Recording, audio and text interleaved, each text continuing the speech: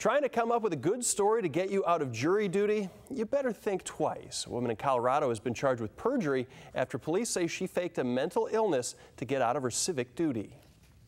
I just think, what if I go to prison? Oh my gosh. Over this? Back in June, Susan Cole reported for jury duty wearing reindeer socks, mismatched shoes, and her hair in curlers.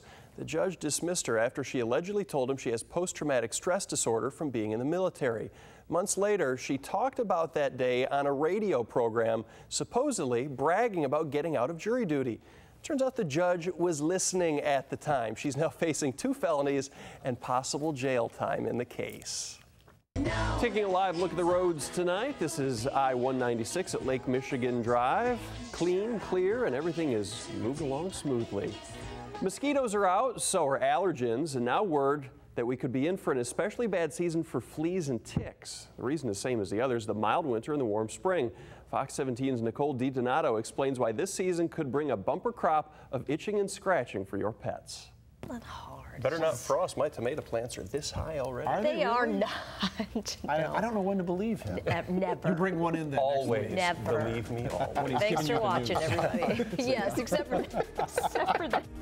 But we've gone from one extreme to another when it comes to weather. Just a few weeks ago, people were skiing and snowboarding at local hills. This week, though, they're riding mountain bikes at those same places. Our Morgan Bond spoke with one West Michigan ski area about the current weather and their current business plans. And if you are ready to challenge yourself and see how strong and tough you are, we have an event for you. More info on the Walker Pump and Run, and that one sounds crazy, so I'm looking forward to that. But first, are we all matchy-matchy here And today? we didn't even call each other. This was just a fluke thing. Yeah, we're I actually broke out. and taupe. So I broke out the summer suit. I usually don't do that, but we got summer heat, calls for summer clothes. I trust the weatherman's opinion on that. There you go. More record-breaking temperatures. A Michigan State police trooper is recovering in the hospital after being shot overnight in Saginaw. Police say the trooper tried to stop a driver around 2 this morning. Once the driver did stop, he got out of the car and started shooting at the troopers, who fired back. The suspect was killed, and there is no word tonight on the trooper's injuries or condition. A nearby man on a bike was also hit in the crossfire, and he is on life support. If you have child safety locks in your house, listen up. There's a recall we want to tell you about. The U.S. Consumer Product Safety Commission is recalling 900,000 push and snap cabinet locks produced by Durrell Industries. The CPSC received about 200 reports of the locks. The commission says they don't adequately secure cabinets, and young kids can possibly get through to unsafe hazards or materials. I would imagine a lot of people are not too intimidated by the running portion, but when they hear they have to bench 60 or 80% of their weight, does that scare them? And then they get on the bench and try it and realize with a little work it might not be as hard as they thought? Initially it might be. A home invasion suspect tries to get away from police by jumping into the Grand River. Now he and his buddy are behind bars. Around noon today, police say the men were trying to steal lawn equipment and other property from a shed at a home off the 1300 block of Luce Street in Tallmadge Township. Problem, the person who lives there was home at the time and called 911. Police arrested one of the guys when they got there, but the other one took off running into the Grand River. Eventually, police were able to surround him and get him out of the water. They say this type of crime is actually pretty common. Unfortunately, it's not bizarre. Unfortunately, we do see this quite frequently, as a matter of fact, where an individual will knock on a door. If there's no response, they'll either enter the residence itself or enter an outbuilding, which it appears as though that's exactly what happened in today's incident. Both suspects are from the Grand Rapids area. Their names haven't been released. Kids now have never had a time where they didn't, and it's sort of, even now, doesn't it feel weird not to put your seatbelt on in the car? It feels uncomfortable and it feels strange because we remember the days when it wasn't the law and nobody did it. And you occasionally watch TV shows now where people don't put them on. You're like, hey, what are you doing? I know, it feels really weird. Well, a lot of people are weighing in on this. That's our hot topic today. We want to know if you think everyone, no matter what age, should be required by law to wear a seatbelt in the backseat of a car. All cards, dream of that exotic vacation getaway. I've actually taken a trip, an exotic trip with frequent flyer miles. Nice. Once, but you do it once and you don't have any left. And unfortunately, you have to build up a lot more miles than you may have first thought. John Matarese is taking a look at frequent flyer frustration so you don't waste your money. Demolition set to begin today at the former Klingman's Furniture Store at the Centerpoint Mall in Grand Rapids has now been moved to Wednesday.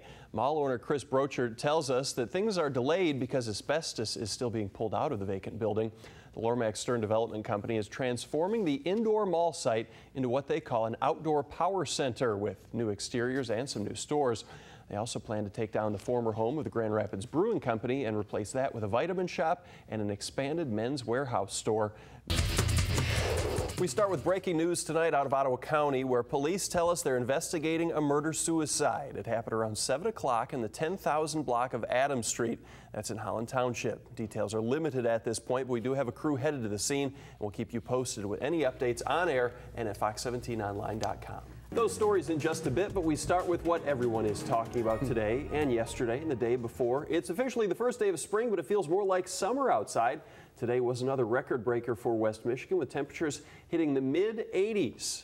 Fox 17's Kevin Craig joins us. I know you work all day, but you're still working. What are you running around? It's sunny, it's nice out. What more do you need to do? You know, I try to maximize everything. The bodies of 5 more victims have been found aboard the Italian cruise ship that ran aground back in January. That brings the total number of victims from the Costa Concordia accident up to 30. 2 people are still missing.